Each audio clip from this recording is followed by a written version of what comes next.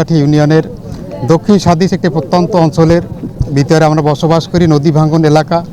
আমাদের এই এলাকায় অনেক লোকজন বসবাস করতো, আজকে লোকজন বিচ্ছিন্ন হয়ে গেছে নদী ভাঙ্গনের কারণে। কারো বসত বাড়ি নেই, কারো ভিটে বাড়ি নেই, কারো কৃষি জমি নষ্ট হয়ে গেছে, মসজিদ মাদ্রাসা অনেক কিছু ছিল, সমস্ত কিছু নদীর সাথে বিলীন হয়ে গেছে।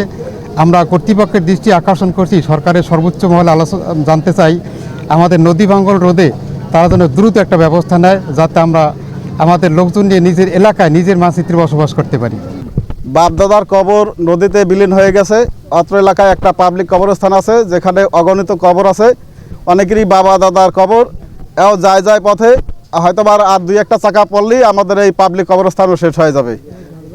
এবং অত্র গ্রামের ভিতরে একটা 3টে গ্রাম মিলেই আমিনপুর গ্রাম আগেই চলে গেছে। এখন একটা আছে মসজিদ, এই বড়বাড়ির অনেক পুরোনো মসজিদ, সেটাও যায় পথে।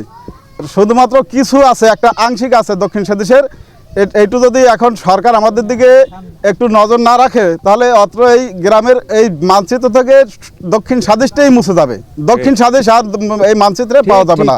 এখনো আমাদের দাবি ওসিরি ব্লক অথবা জিও ব্যাগ দিয়ে যাতে করে এই নদী ভাঙ্গল নিয়ন্ত্রণ করা যায়।